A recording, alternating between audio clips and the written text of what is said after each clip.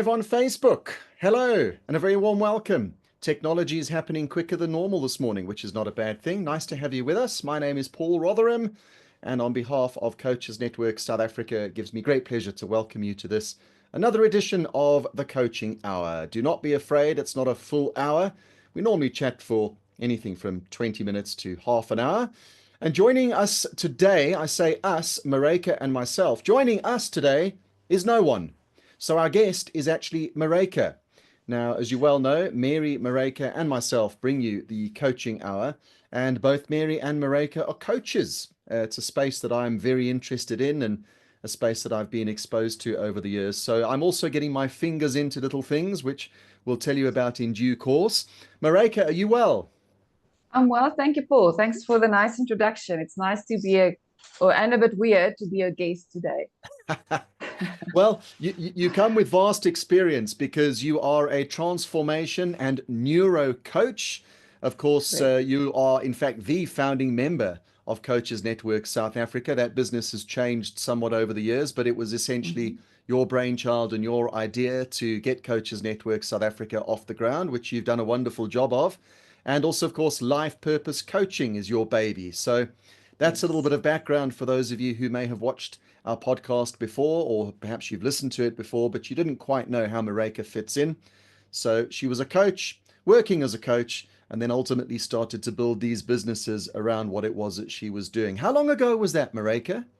That was actually in COVID. It started out, as a kind of support network between coaches because, I mean, we didn't have anything to do back then because people were not spending a lot on coaching. So I basically contacted a lot of coaches, and at least we had 3 sessions at least every single week of different coaches coaching us, helping us, going through meditations, teaching us how to present online and all these type of things. So the network kind of have built from there. But my personal practice, I've started in the beginning of 2016. So I'm almost going for my 10th year as a coach. Wow.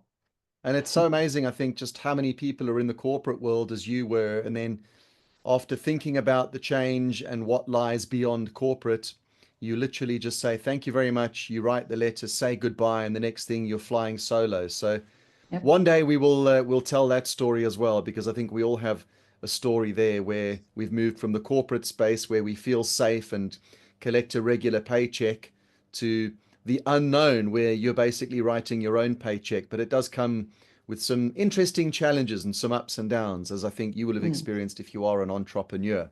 Now, as part of that journey, I think we've discussed this very briefly with some of the coaches we've had on in the last few months. But one of the aspects that I think is quite important and something that we're all feeling at the moment is burnout. And Mm. Maryke, you have been presenting courses lately where this has been a focus. And so today's topic for us today here on the Coaching Hour is tools for preventing Mm. burnout, because this is something that is fresh in your mind. You were saying earlier that you're finding more and more corporates are coming to you looking for ways of combating burnout. Mm. Staff are tired. People are exhausted.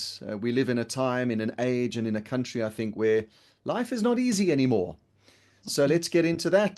Just as an overview, what will we be touching on today in your Tools for Burnout session?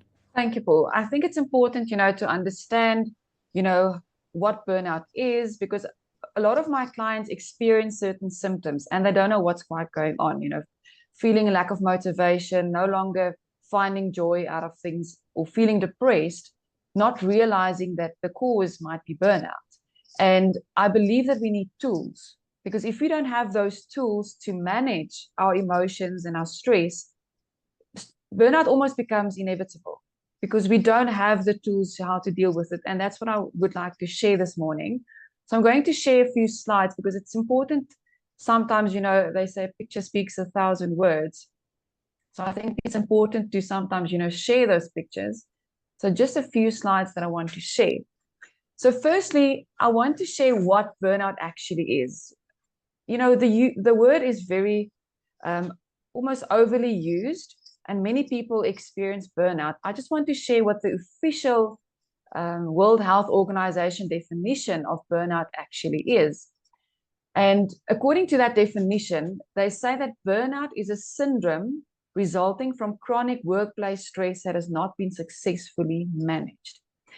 Now, in a sense, that's true, but I beg to differ somewhat because there's many elements of life that I believe that plays a role for us burning out at the end of the day, because we can't put ourselves in a silo to say that, okay, it's only my workplace stress that has caused me to burn out, because I'm still a whole person with many different aspects of my life.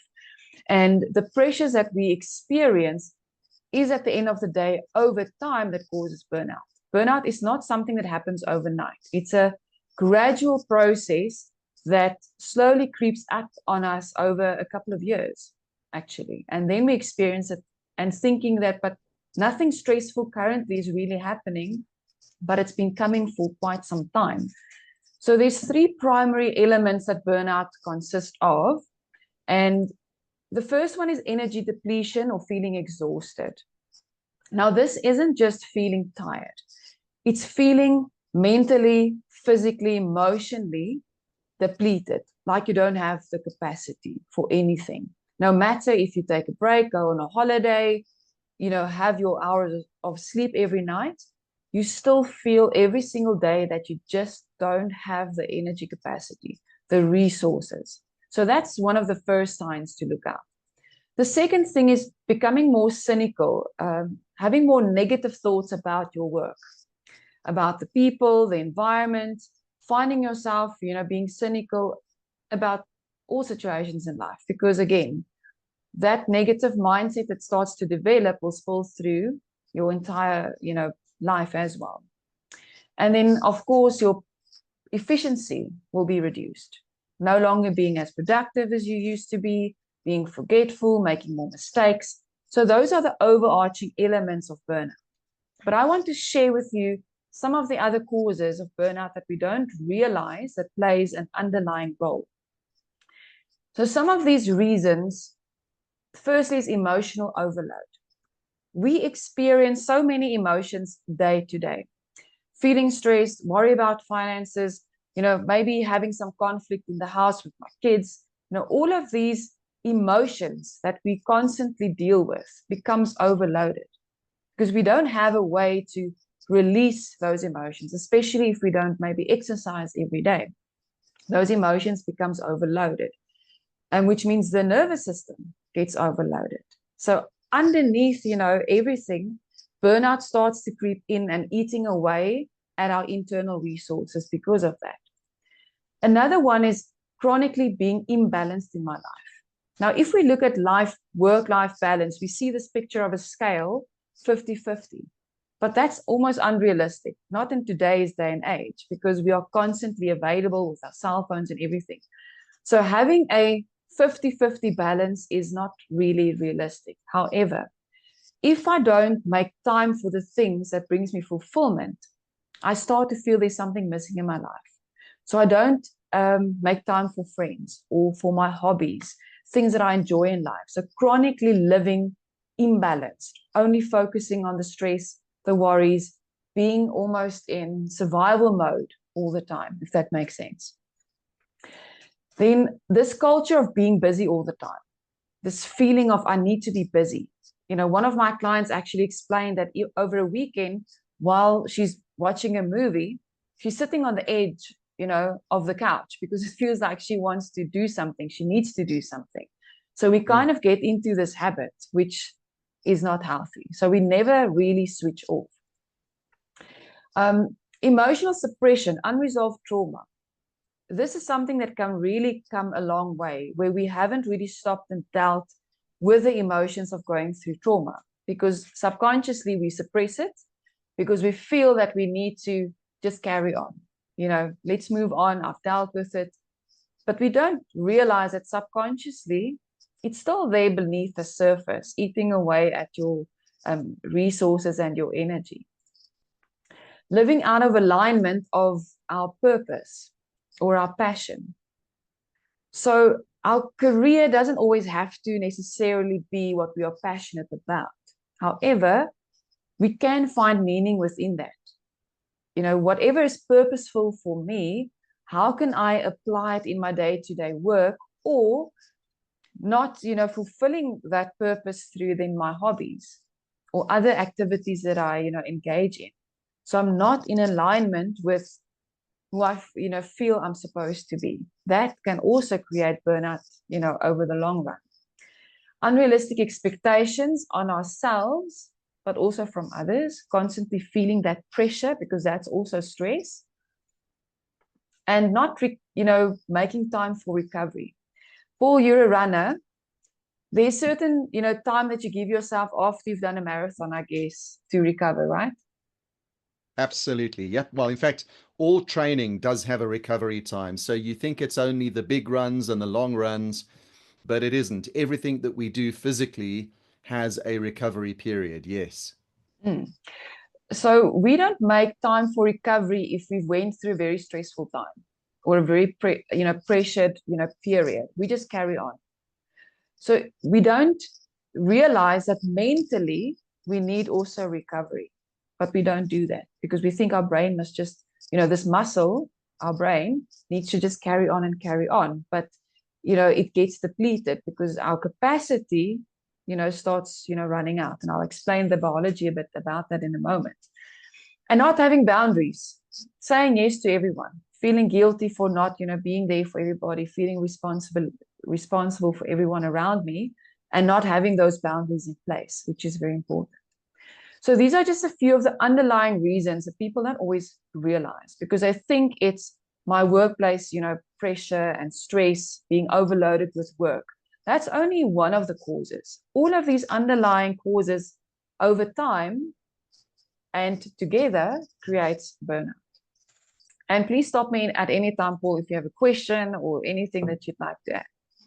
I'd like to say straight away the causes that you're going through here, and on your previous slide as well, the references that were made.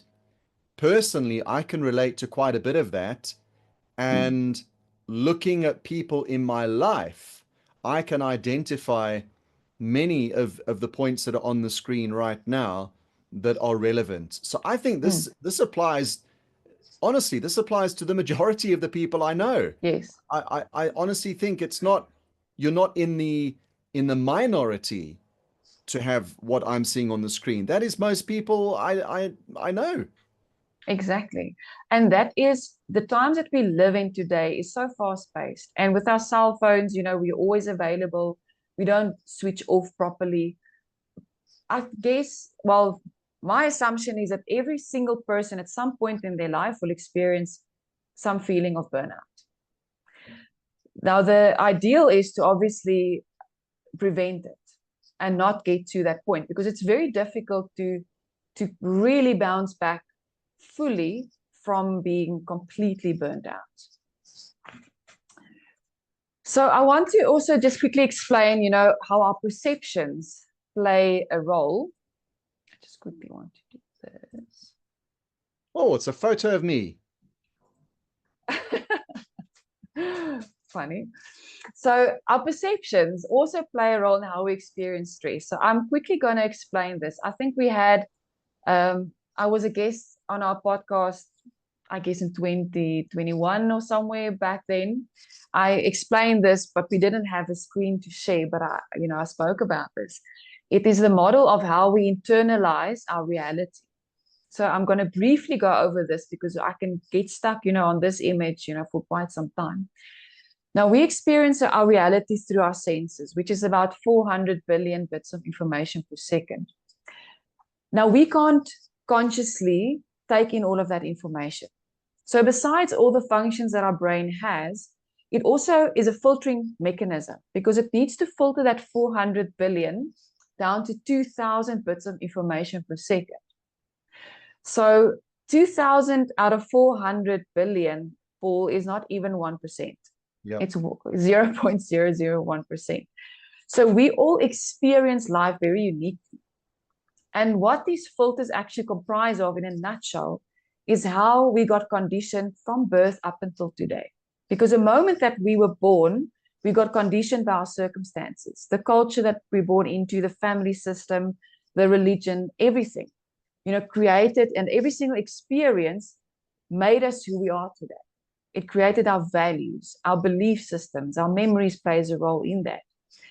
So just to quickly, for a moment, stand still at beliefs. Now, these beliefs is the way that we perceive ourselves, our life, and our convictions about life. So if I believe that the world is a bad place, and or life is tough, you really have to work hard, to make ends meet. That's how I'm going to perceive the situations in my life. If I believe that there's no opportunities out there for me, I'm not going to see them even if they're right in front of me, because the brain is a filtering mechanism and it's going to look for proof in my environment that I'm correct. So it's rather going to take in the information that I heard on the radio, saw on the news, read somewhere, or the conversation that the people were having to say that there's no opportunities. So I won't even see them. So our beliefs is, how we interpret our environment. So we interpret every single situation based on those thought patterns we have, our values, our beliefs, and then we give meaning to situations. Technically, Paul, will you agree with me if I say nothing has meaning? If you say what, sorry? Nothing in life has meaning. Nothing has meaning. Yes. Sure. I mean, that's quite a sweeping statement. I think we have to give things meaning. 100%. So you can experience something that has no meaning for you, yet someone else could experience exactly the same thing and find meaning in it. Many people have 100%. asked me, like, what's wrong with me? Why are you running so much? Why on earth are you doing comrades again? Like, what do you see in it? And so there's a very real practical example of how the greatest ultra marathon in the world can be incredibly meaningful to someone like me, but be absolutely empty and have no meaning at all for somebody else. 100%. And then the meaning that we give to situations will create how I feel about it. So if I define my situation, if I ask you how you're doing and you say to me, oh, it's chaos, my life is a mess. How are you going to feel? You're not going to feel empowered and happy and stress-free.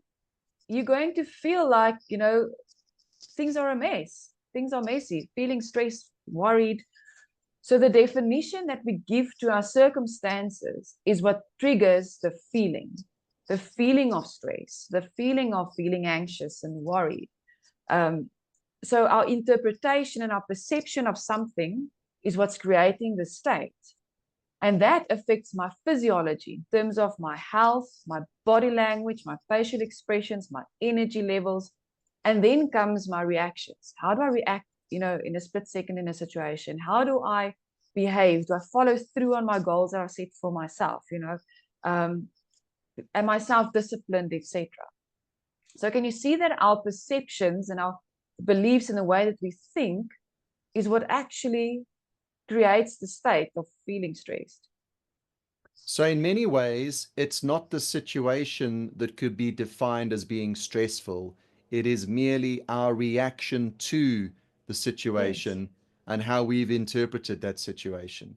100%. And when this clicked for me, when I was still working in corporate, it clicked and I realized if my work is a mountain like this on my desk, I can either do it with the feeling of stress or without it.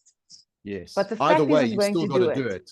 I'm going to do it anyway. So I can choose, am I going to feel anxious while doing it or just calm myself down and do it? But it takes a lot of self-reflection and self-awareness to really make it click for you. Otherwise, you're on autopilot most of the time. And I want to Also, I share with, think, yes, sorry to interject, I think the world around us largely affects our interpretation of that. So if you are with people who are always moaning and groaning, if you're always listening to the news that is negative by its very nature, you very seldom have positive news on the radio or in a newspaper or online. yes, All of those things, I guess you could almost explain them, each one of them, as being another layer, another filter that's placed in front of you that now is influencing your view of the Mm, world. And exactly. and let's be honest, I mean, I use Facebook occasionally, and I've got to the point now where there are only a couple of things that I do on Facebook. It's mainly running things, to be honest. Um, but I've noticed now that more content is negative than is positive. Mm, And people now, where in the past I would see people sharing negative stories and crime, and it sounds ruthless, but I'm now just unfollowing all of those people. mm, So if somebody has same. shared something that doesn't in any way benefit me or make me feel good, I'm just removing it. And I've noticed I'm unfollowing more people than I'm keeping, Yes. because the majority of people are very quick to share all the bad news and all the negativity. But Mm, how many people are sharing the good stuff? And I'm sure yeah. it's out there. But yeah, I mean, that's just one Mm. example, I think, of how we can control what's coming in and what our senses are feasting on, because what comes in at the end of the day is going to come back out. Yes.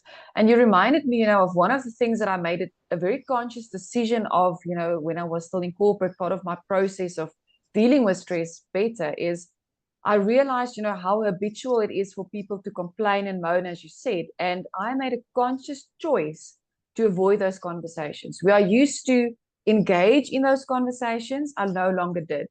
Um, so I became very lonely in a sense, keeping myself to my work and just, having conversations with specific people.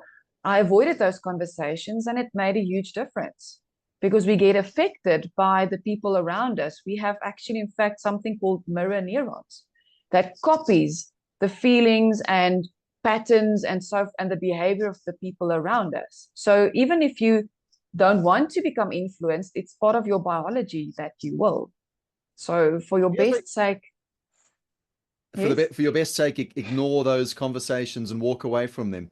A quick yes, question though, on that note, is there a line between obviously entertaining a negative conversation that just goes on and it's somebody singing from the same hymn sheet day in and day out, versus having an open and frank conversation with somebody? So for instance, yesterday, as many of us know, load shedding started again. mm, And you could argue that there is some value in knowing and that load shedding is happening, because it then allows us to make sure our UPS batteries are charged, make provision for fuel in our generators, um, start paying more mm, attention to how much electricity we're using, etc., etc. So there, there are some lifestyle adjustments that might be made from knowing about load shedding. mm, mm. That in I itself, I agree. don't see as a bad thing. However, sitting down at the dinner table and having a 1 hour conversation with someone who is just moaning and groaning about the fact that there's no power, there's always load shedding, the country's going to ruin, the infrastructure's broken, those conversations I think can very quickly become Mm. exhausting. Is there a line where you don't actually want to be an ostrich with your head in the sand, or is it okay to just be Mm. completely naive and ignorant to these things? I think, you've actually used a very great example. There's nothing wrong with stating a fact as it is, like you said, okay, now we've got load shedding, we need to prepare, etc. But you have to have that self-awareness to draw the line where you must realize, am I just sharing information or am I now taking it a step further to say how bad the country is, etc. Then it becomes complaining versus stating a fact as it is. But if I'm going to carry on the conversation, to make everything, make an assumption or a generalization that everything is now terrible because of this one thing, there you have to draw the line. But I don't think it's necessary for you to stick your head in the sand and not know what's going on, but be conscious about what you read and how you interpret that. Are you going to let something that you've heard on the news spoil your entire day, or do you hear it, you turn off and you move on? You have to be very self-aware on that. I quickly want to share, Paul, how our nervous system gets affected, because we can't deal with stress by positive thinking alone, right? Because there's so many things happening in our life, and to say to ourselves, oh, I just need to be positive, I need to think positive, then I'm going to deal with the stress. Unfortunately, your biology is going to say otherwise. And I just want to, and that's why I want to share some tools, with you today. And sorry, Paul, if you go slightly over our time today, but I think, having the tools is very important. So I want to use this analogy on, how stress actually starts and how it works in nature. So in our brain, our amygdala is the part of our brain that protects us as human beings, which is very necessary. Back in primitive times, it was very necessary for us to be aware of the dangers around us so that we can, as humanity, survive. So in that moment, your body gets alerted, there's an alarm reaction, so there's a threat. Now, if you look at a deer, in a veld, for example, if a lion starts chasing that deer, that in split seconds, the fight or flight response was activated, that deer will run super fast, to protect itself. And as soon as the lion stops chasing the deer, he's going to graze again, relax, shake off the adrenaline, and he has adapted. That's how it happens, in nature. That's how it's supposed to happen. Because if now, when times have changed, that part of our brain is still very active, scanning our environment for threats all the time. And that is why we are inclined to focus more on the negative in our life. Okay, so the brain highlights those threats. But now today, the threat is, getting out, of your house and you see there's load shedding, being stuck in traffic. Now I'm late for a meeting, a difficult client, stress about maybe the kids. Maybe you had a fight with your spouse in the morning, worried about, the bills that's coming in at the end of the month. So all of these things, the brain sees as a threat. So it activates the fight or flight response, whether you like it or not, because it's a protection mechanism. It will see those threats, as very real. So what happens in that moment is our sympathetic nervous system gets activated, which is the fight or flight response. And there's certain things that happens in the body because your body is getting ready now to run, for example. So you need more blood flowing to your muscles, your heart needs to beat faster, and it actually reduces the blood flow to the brain, for example, which is a less necessary organ in that moment because you don't have to think strategically in that moment, you have to fight or you have to run. And it also, there's less blood flowing, to your gut, which means if this is constantly happening, imagine that your alarm reaction is going off every 10 minutes in the day. It's, stuck in traffic, this difficult, phone call, this email that came in, this deadline. So all of these things is constantly triggering your fight and flight response, which means you are on fight mode, in survival mode, 24/7. If you don't have a way to activate the parasympathetic nervous system, because that alarm reaction is not going to wait, like the deer. The lion is not going to chase that deer every 10 minutes. It might, chase it every 10 days or so. But in the society that we live in all the pressures that we have, it is inevitable that your nervous system is ready for fight or flight, freeze all the time. And this is why, there's more and more heart, disease and cognitive decline in terms of memory and brain fog and all of these, physical ailments that we experience, because there's no way that deer can keep on running and running and running and running for days on end. It will drop dead, eventually. But we think that we can carry on day in, day out with all the stress and the pressure around us. And that is why the tools becomes then so crucial, so that we have some tools to help the body, the nervous system, to calm down or go back to homeostasis, which is necessary for our health. Now, are we consciously aware of these things? Because we've agreed that it's our interpretation of our environment that either makes it a stressful situation or not. Okay. So it's how we're reading things and seeing what's going on around us. But all of this here obviously is happening at a subconscious level. I'm not consciously deciding to dilate my pupils, stop the production of saliva, my heartbeat increasing. None of that is conscious. So at what point do we have control of this? Is it literally at the point of deciding whether we're in a stressful situation or not? Is that the point of difference? Well, we start noticing the signs when our nervous system is actually going into burnout. You're having constant headaches, digestive problems, heart problems. Then we're at the point already where the body is going into, what's the word? So we see the symptoms at the end of the day. Then we realize, oh, I need to do something. I need to take a break or take a holiday. But what I'm saying is all these things happen subconsciously, but consciously, I have to have daily strategies in place to de-stress myself, knowing that this is what's happening all the time. Feeling, this is why I feel like, maybe slightly anxious all the time, or I need to be busy. It's like, because your nervous system wants to run, wants to do something, but you're sitting at a desk. So we're not getting rid of that adrenaline. And that's why exercise is one of the strategies, not one of the ones that I'm going to share today, but it's one of the tools and techniques to get rid of those toxins, because otherwise, our system gets overloaded with these stress toxins and cortisol, etc. So we're not aware of it. We actually only get aware of the symptoms when it becomes crucial. But to avoid that, we have to have daily strategies. I don't know if that answers your question. It does, yes. And I think it's the age-old story of reacting versus being proactive. Ideally, we want to live in a body where we're proactive. Yes, yes. So what happens also, in our brain because of, our stress, if you are stressed or anxious and nervous and worried, your heart rate is actually incoherent. It is not, a regular heart rate. And, they've actually found a couple of years ago that there's nerve communication happening from the heart communicating to the brain. So what is communicated is this heart rhythm that is incoherent. And then what happens then is when the heart communicates this to the brain, our brain waves start to sync with those incoherent heart rates.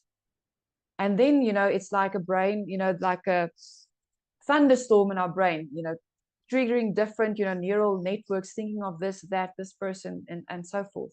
And then we struggle to focus, we struggle to concentrate, we become forgetful, and it obviously decreases our cognitive abilities over time. So it's very necessary for us to manage our emotions, to be more in a calm state, despite our circumstances. So some of these tools that I want to share with you is how do we reset the nervous system? And I'm going to share a few different techniques, and whatever works for you best, you can use. So the first one is very simple. It's called like, a butterfly hug. So it's basically crossing your hands and putting it on your chest. And I don't know if this is going to make noise, but anyway, tapping, alternating, tapping, because this calms down the nervous system. It's a simple technique. So when you feel overwhelmed in the moment, you can just sit back, do this whilst, breathing deeply, and it just calms down, your nervous system. So it's small things like that. Nobody even knows what you're doing, but it's, calming the nervous system, which is essential throughout the day when you start feeling, overwhelmed. Another, very simple thing to do is just to bring yourself in the present moment, because our brain is constantly, thinking of future things I need to do and deadlines and things I should have done yesterday. So just, using your senses to bring you in the present can also calm you down. Seeing 3 things that you can see, 2 things you can touch, feeling the chair behind your back, feeling the desk, with your hands, and what you can hear. And if you do that, for a few seconds immediately, if you do that right now, you'll feel a sense of calm because you bring yourself in the moment. Okay, so small things like that. Another one is called the 4-7-8 breathing, which has also been, a technique that's been, researched, that activates your parasympathetic nervous system, brings down your heart rate. So it's very simple. You take in an in-breath for 4 counts, then you hold your breath for 7 counts, and then slowly for 8 counts, you breathe out. So the slow out breath is important because that works on your vagus nerve, which then activates the parasympathetic nervous system. And the other benefit is because you're taking deep breaths, more oxygen is coming to the brain, thinking more clearer, more energy, more oxygen in your bloodstream. You can repeat that cycle, anything from 4 to 7, rounds. to activate your parasympathetic nervous system. So that's also a great technique. Another one that is truly valuable, and I'm sharing this with every single client that I have because it's an amazing self-help technique. It's been proven over and over with proper research where it helps with depression, anxiety, PTSD, because it works directly on your nervous system. It's very, very powerful. If you haven't heard of it before, go read up on emotional freedom technique or tapping. There's over 300 peer-reviewed studies where they do brain scans with the EEG to see the before and after, to see that it actually does make a difference, in the way that the brain functions. They've done studies using blood tests, checking cortisol levels before and after this technique. It's proven to work. That's, I love these, proven studies, that shows that these techniques work. So it's been shown, even if you use a tapping sequence of 10 to 15 minutes, it can reduce your cortisol levels with about 43%, which is quite a lot in comparison to traditional therapies, cognitive behavioral therapy. So they've compared the technique to your traditional therapies, and it's been proven, biologically how it shifts, things within the body. Very powerful. So it definitely, decreases your heart rate, blood pressure. And if you're not sure how to do the technique, all you need to do is go follow Brad Yates on YouTube. He has recorded over 1,600 tapping sequences over the last 15 years on stress, happiness, on money, you name it. You can just follow what he does. It's amazing. You will feel the difference if you choose to do at least one video on a daily basis. You will feel the difference. And just quickly, obviously, we will have a look at Brad Yates, but in simple terms, there's a photograph here on the screen now of somebody with two fingers against the underside of their hand. Is it literally simple stuff like that? It's very simple. It works on your nervous system, where your nervous system, nerve endings that meets, together and close to the skin. If you've ever done like a self-defense course, they will call that, a pressure point, because it's where that nerve endings are sensitive. So what they found is if you tap, so creating a vibration on certain nerve endings, it is communicating via your nervous system back to the brain, to the amygdala, saying to the brain, in essence, that it's not a real threat, it's a perceived threat, and then it immediately calms down the nervous system. That's now in essence. So when you're in fight or flight mode and you do a tapping sequence, for a few minutes, it sends a message to the brain via the nervous system, calming down the nervous system. And that's why it's so effective, because it works directly on the biology where the stress lies, or where the stress gets triggered. That helps to explain why it feels so good to have a purring cat on your chest. Absolutely. Definitely. It's therapy.